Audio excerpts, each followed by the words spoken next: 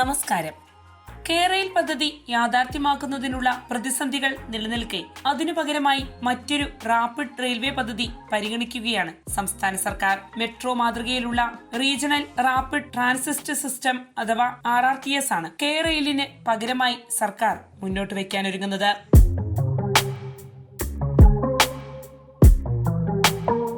Metro ആക്ടിന്റെ പരിധിയിൽ വരുന്ന RRTS പദ്ധതികൾക്ക് അനുമതിക്കായി ദീർഘനാൾ കാത്തിരിക്കേണ്ടി വരില്ല എന്നതും സർക്കാരിന്റെ പുതിയ ആലോചനയ്ക്ക് പിന്നിലുണ്ട്.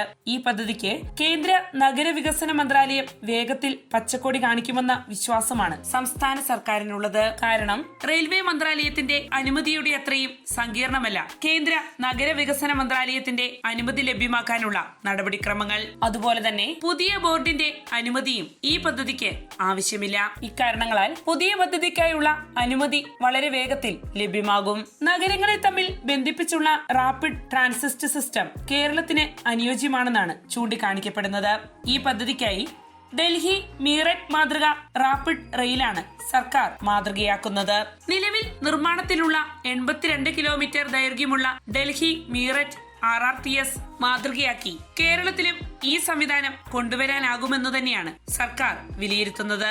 ഈ പദ്ധതി അവതരിപ്പിക്കുന്നതിനായി പുതിയ DPR തയ്യാറാക്കേണ്ടതായുണ്ട്. അർദ്ധ അതിവേഗ പദ്ധതിയായി ഇത് നടപ്പാക്കാനാകുമെന്നാണ് പ്രതീക്ഷിക്കപ്പെടുന്നത്. ഈ പദ്ധതി നടപ്പിലാക്കുന്നതിനായി സംസ്ഥാനം സ്വന്തമായി പണം കണ്ടെത്തേണ്ടതായുണ്ട്. കേന്ദ്രാനുമതി ലഭ്യമായ ശേഷം വായ്പയ്ക്കും സാധ്യതയുണ്ട്. നിലവിൽ സർക്കാർ പരിഗണിക്കുന്ന Delhi Meerut semi speed train service മാതൃക രാജ്യത്ത് പലയിടത്തും യാഥാർത്ഥ്യമായിട്ടുണ്ട്.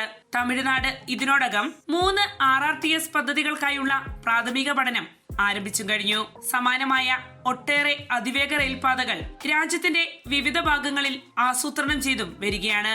ഇക്കാലമത്രയും സംസ്ഥാന സർക്കാർ ഏറെ ആഗ്രഹിച്ചിരുന്ന ഒരു പദ്ധതിയായിരുന്നു അർദ്ധ അതിവേഗ റെയിൽവേ പദ്ധതിയായ സിൽവർ ലൈൻ അഥവാ കേരയിൽ. ഈ പദ്ധതി നടപ്പാകില്ലെന്ന് ഏറെക്കുറെ ഉറപ്പായ സ്ഥിതിക്കാണ് ഇതിന് ബദലായി മറ്റു മാർഗങ്ങളെക്കുറിച്ചുള്ള ആലോചനകൾ സർക്കാർ തലത്തിൽ ആരംഭിച്ചത്.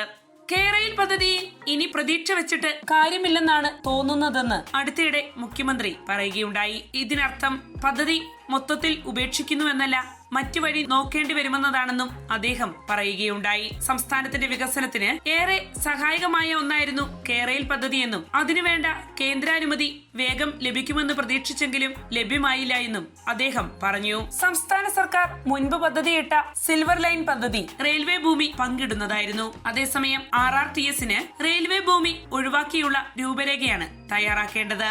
എന്തായാലും കേരയിൽ പദ്ധതിക്ക് ബദലായി സംസ്ഥാന സർക്കാർ മുന്നോട്ട് വെക്കുന്ന റാപ്പിഡ് ട്രാൻസിറ്റ് സിസ്റ്റം അഥവാ RRTSന് കേന്ദ്രം അനുമതി നൽകുമെന്ന് തന്നെയാണ് സംസ്ഥാന സർക്കാർ പ്രതീക്ഷിക്കുന്നത്. വാർത്തയുടെ നിറം തേടി തനിനിറം.